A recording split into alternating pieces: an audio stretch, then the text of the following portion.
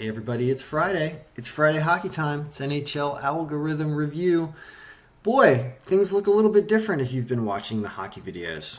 And even if you just showed up for this video for the first time, it's going to look weird. So this is a projection of today's games here on Friday the 5th. And I been having trouble getting this thing to win as much as I would like it to win, this algorithm.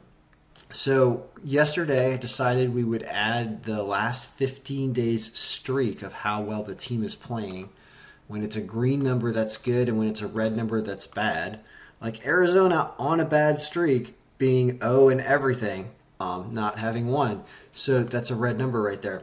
So we're incorporating that streak into our new power plus streak number, which is the adjusted power of the team, which is right here, as gauged by all the player stats and team stats and a bunch of other things. Plus the streak gives us a new percentage. And hopefully, it may not be exactly correlated with the projected score, so things could be wacky here compared to what this stuff is doing. But we're gonna watch it and we're going to analyze it to see if it's going to be helpful, because I suspect it is. I suspect there are determining factors that are buried within how well a team is playing that are hidden in other ways but show up in the team winning recent games. And so I want to include that into our calculations. So Chicago and Winnipeg ends up being what I see here is a new ranking for all these new margins. We have a new margin. The margin that used to be over here is gone that was related to this. It's a new margin, which is this. And it says that the biggest margin of the day is Winnipeg over Chicago.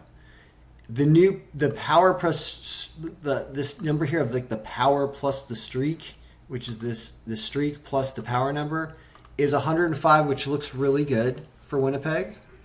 However, there is a bigger game with a bigger power plus streak, which is the Edmonton game over the Rangers, so that's interesting. And the line is not as bad.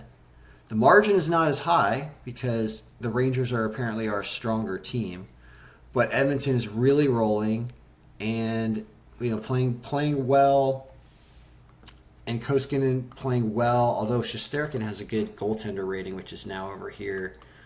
This is a cool way of looking at it. I like this. So anyway, so we have a rank. So the rank is Winnipeg is the pick of the day to win, because Marc-Andre Fleury, look how red his goalie rating is. He's a basket case. Now, I like the guy. I mean, I've seen, I saw him do amazing things in Vegas, but he's it's too much going on in Chicago. It's not going well for him, and you can see why Winnipeg is favored. It's really because of Chicago's goaltending weakness, and I suspect it's gonna work him out of a position eventually, unless he all of a sudden they start winning games and he's putting a goals against average that's really low. But I don't know. It just seems difficult the way he likes to play. So I do understand a lot of this Winnipeg being the pick of the day just to win. All right, so let's go with the new numbers and say that that's the pick of the day, because we've been losing recently with the other numbers, so we got to switch the numbers around.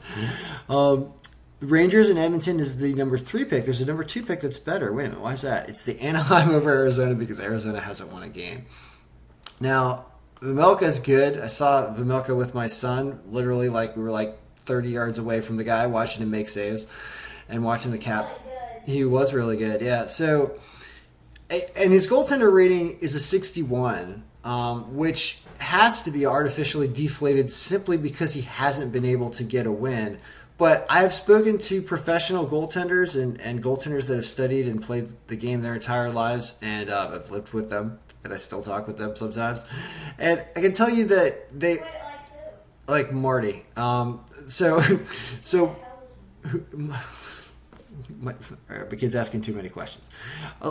Anyway, Marty, the goaltending man, had told me when I asked him, I said, hey, how do I compile this goaltender rating to make this thing accurate? Well, it doesn't matter who Marty is. Marty's a goalie. It doesn't play goalie. It doesn't play goalie anymore.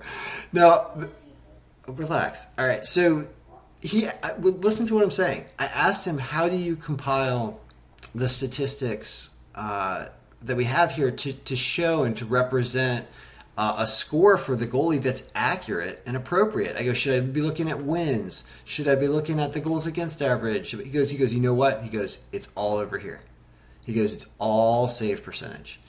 Save percentage means like you can play a great game, you can make 99% of your saves, and then somebody can kick one in, they count it, and you lose the game, and it looks bad on your win-loss. And that's true. Save percentage means something.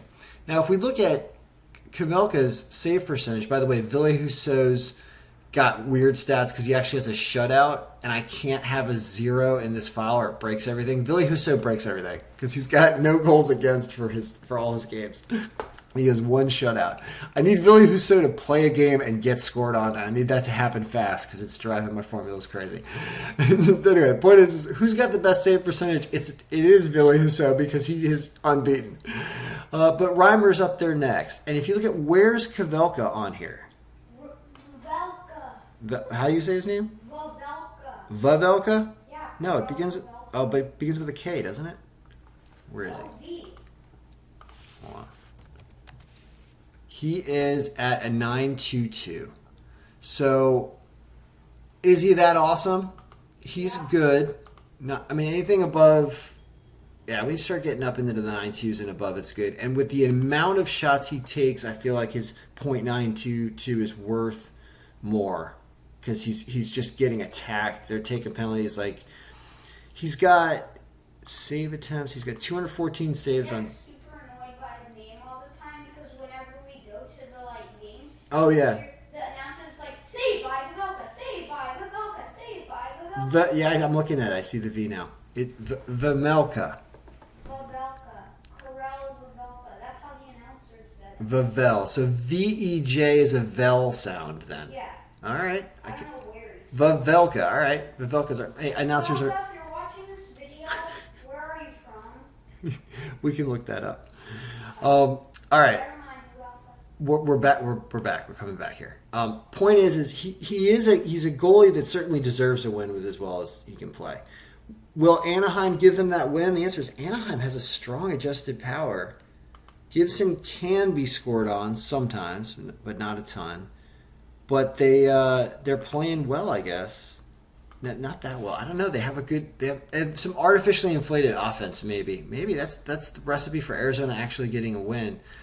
Well, actually, sorry. It says Anaheim's the number 2 pick of the day, but I don't know. Do we trust this algorithm? I don't know. Edmonton next. So these are looking like all favorites, right? Except we have Nashville over Vancouver because Nashville playing better. Look at that. So this is interesting. This is a great test for tonight for the new formulas, which is it says Nashville has a better goalie. Nashville has a better line.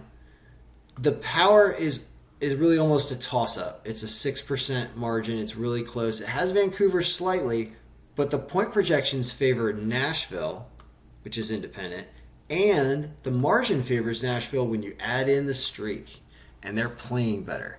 So that's sneaky. That's where it's supposed to be picking up an upset, and it's because of streakiness, goaltender strength, like that. And when I say like that, it always loses. But I do like this. I like Nashville here because it's sneaky. So that's my sneaky pick of the day.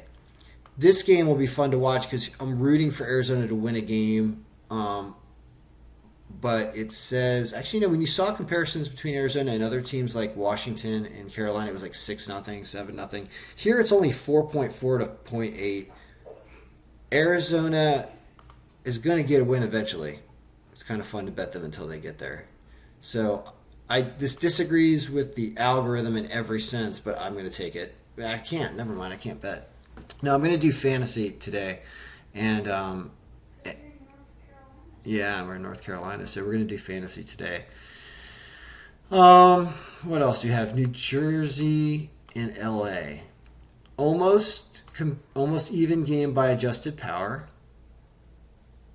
Exact even game by projected score, and no green ranking. So this is the tie of the night, right? When you want to bet the game that's going to be the regulation tie, it is absolutely this game every time over when it comes to what the algorithm is doing. That's so funny. So that's fun. If I could bet the tie, I would actually. You can bet it. So we'll root for the tie there. What about the shootout? It's just at the end of the 60 minutes is the tie. As long as it's tied there, it goes to overtime. You win. And all right, so if you do one thing with hockey, because we're gonna go play some hockey here, we're gonna go skate ourselves. I was gonna do a video for there, but I'm just like, let's get this out of the way. I'd say, I mean, the algorithm was always saying Winnipeg because of Marc-Andre Fleury playing for Chicago. So really double check the goalies to make sure Fleury's starting, because these are all expected goalies. It's so early in the day. And I think what I can do is when I update this for the finalized goalies at night, I'll add a comment to the YouTube video to show you the snapshot of what the most, like the newest, most accurate depiction of it is with the confirmed goaltenders, because that is helpful, and stuff changes, and you don't always get these goalies right in the morning, and it matters. So because all the games are so late tonight, I'll definitely do that before 8 and post it up, and then we can use that as the guide for the night. All right, good luck, everybody. May all your picks be winning.